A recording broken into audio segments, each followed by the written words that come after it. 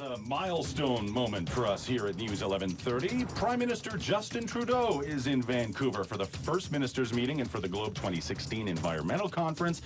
And he stopped by our studio for an exclusive conversation. Good morning, sir. Good morning. And maybe a milestone for you guys, but I've been back so often here over the years that it feels like coming home for me. Oh. Thank you so much. We really appreciate your time. We'll get right to it, Mr. Prime Minister. One of your big promises during the election campaign was infrastructure spending. This included money for transit here in Vancouver. But with your government now facing a deficit in the tens of billions of dollars, oil prices are in the basement, worries over the world economic economy.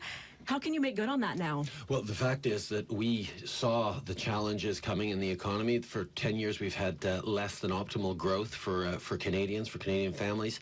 And we made a commitment to actually invest in our communities because that's how you create growth. So the downturn in the economy means it's even more important for us to invest in infrastructure, to lower taxes for the middle class, to give more generous child benefits to the families who need it by not giving them to the families who don't. These kinds of things is what's going to put us on the path to creating the growth that Canadians need. One of the infrastructure issues that has dominated discussion is, of course, pipelines. That is one of the key components, I believe, to getting the economy rolling, pundits have said. Now, just this morning, Saskatchewan Premier Brad Wall tweeted, some in Canada say carbon taxes in the West would gain support for pipelines across the country. How's that working? And he is, of course, referring to Quebec's decision regarding Energy East. So how do you reconcile such different perspectives when it comes to issues like pipelines? The job of the Prime Minister is to bring people together and to make sure that the entire country is leaning on each other and supporting each other through difficult things. One of those jobs of the Prime Minister is to get our resources to market in responsible and sustainable ways. And the way to do that is to make sure you're building public trust and public involvement. And for 10 years, we have a government that hasn't done a very good job of that, and therefore there was a massive amount of opposition and concern around pipelines.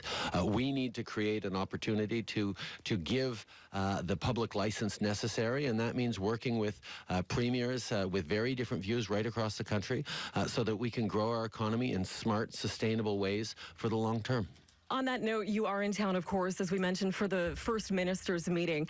So, as we know, Alberta is seeing major job losses. Saskatchewan as well is feeling it. BC seems to be faring relatively well. We know that. So how do you balance the needs of individual provinces? Do current conditions determine priority, or is there more long-term planning? Well, who we are as a country is we're people who help each other out in times of difficulty. You know, the Alberta and Saskatchewan economy have been doing well over the past while when oil prices were high. Now that they've dropped, they're facing a real shock in terms of increased unemployment and challenges.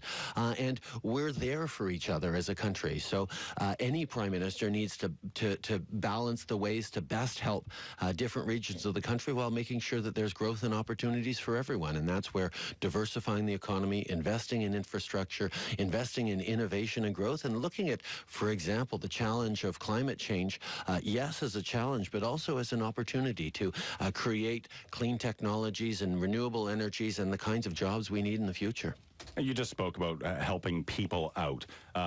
Obviously, Canada now met its goal of taking in 25,000 Syrian refugees, so not just helping our own citizens, but helping others. The issue, many of them still being housed in less than ideal conditions, many agencies saying they don't have the resources necessarily to deal with this influx. Did we move too fast? I think one of the things that we have to recognize is that Canadians have been extraordinary on this. The number of people who've opened up their homes, who've created opportunities in their communities to welcome in these people who are not refugees, are not immigrants, are now permanent residents, is a huge recognition of what makes Canada strong. We have welcomed in successive waves of immigration in fleeing difficult times that has contributed to the extraordinary success of this country, whether it was Vietnamese boat people or the Ismaili Muslims from East Africa.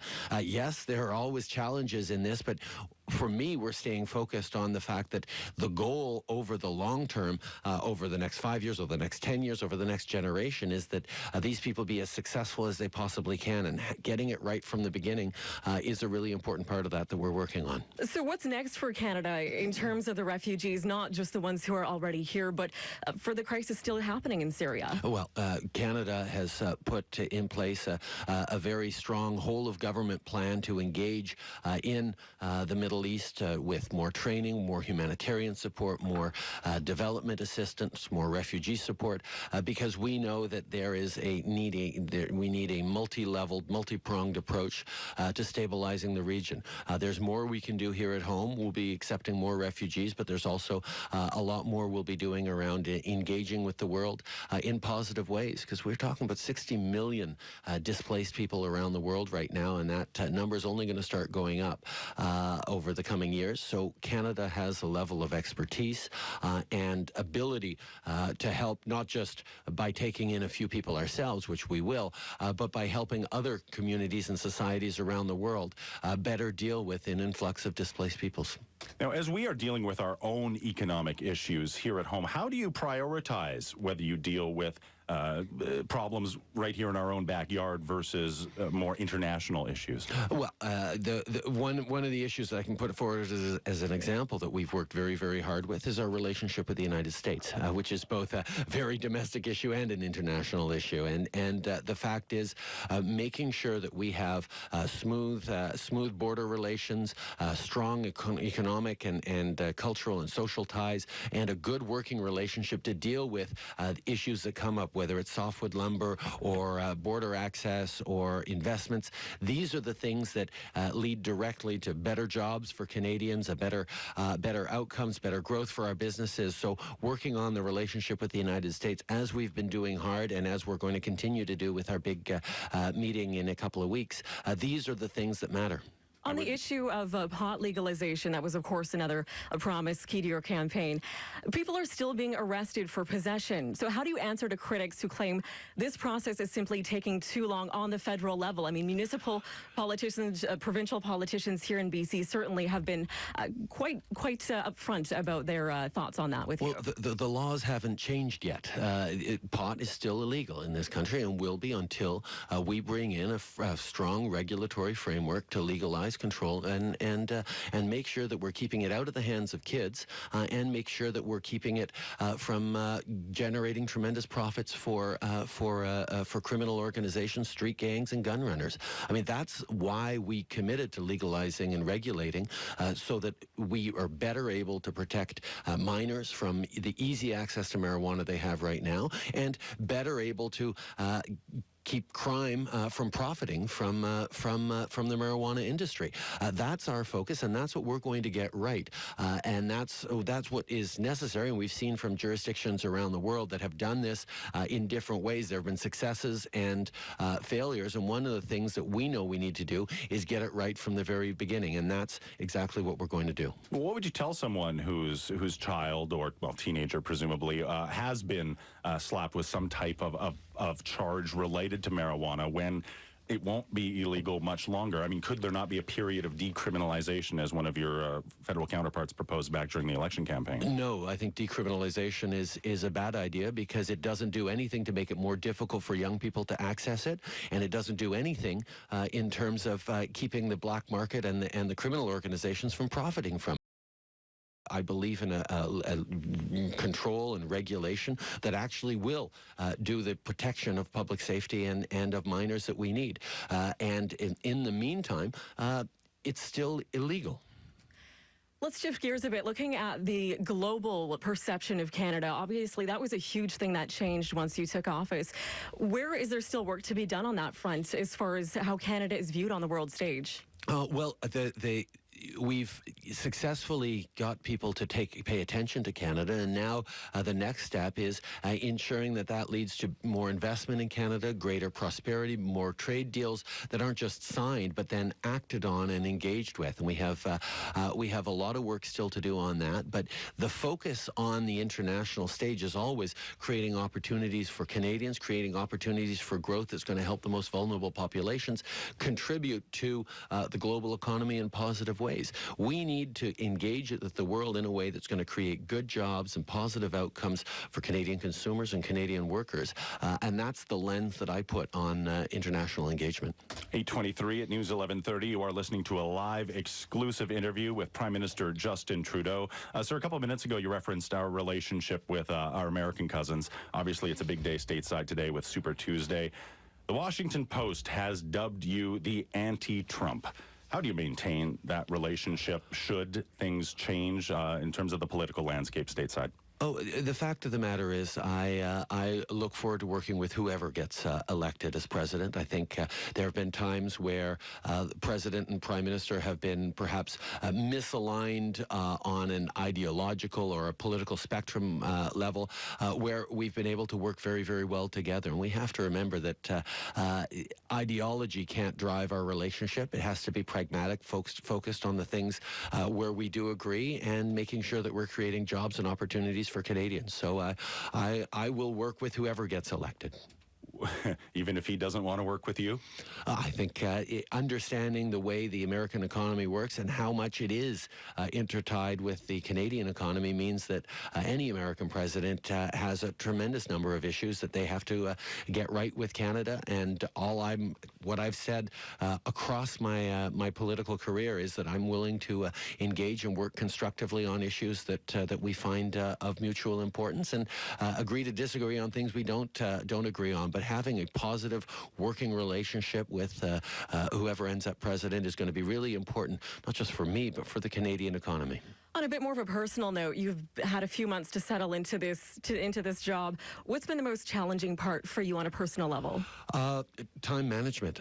There is so much to do, and being able to do it all while still remaining an active and present dad and husband is the balance I need. But it really it helps to remember that I'm not doing this job in spite of the fact that I have a young family. I'm doing it because I have a young family, because I know that the things that we're going to be able to do for this country, for Canadians, is going to lead to a better future for them and for everyone. As we mentioned, you're here for the First Minister's Conference. What's your primary goal? Is there anything tangible you hope will come out of these meetings? Well, I think it's extremely important that we demonstrate real movement on creating a country in which we see the challenges of climate change as an opportunity for growth, for investment, for shifting the way we work in effective ways to be greener and more environmentally responsible. We have to play our role in the global fight against climate change in meaningful ways. And the way that's done is by proper coordination and collaboration across not just provincial leadership, but with municipal leaders. I mean, cities have taken great lead on climate change actions, and also on national Aboriginal organizations who have a tremendous amount to contribute to the discussion around how we're going to create a stronger and cleaner economy. How do you keep everyone happy when you do have such a diverse group of politicians, all with different priorities? You remember that you're all serving the same Canadians, that people across the country know that you can't make a choice anymore between what's good for the economy and what's good for the environment. People understand we have to do those two together in smart ways if we're going to create the kind of prosperity and the kind of protected land that and healthy environment that we need in the future. And that means remembering beyond the political positioning that various people have. Canadians need collaboration, leadership, and real action, and that's exactly what we're going to give. Your leadership style is quite a contrast to the previous government. So how do you think that has changed relations with the provinces? Well, I think the fact that we now have relations with the provinces is a good thing.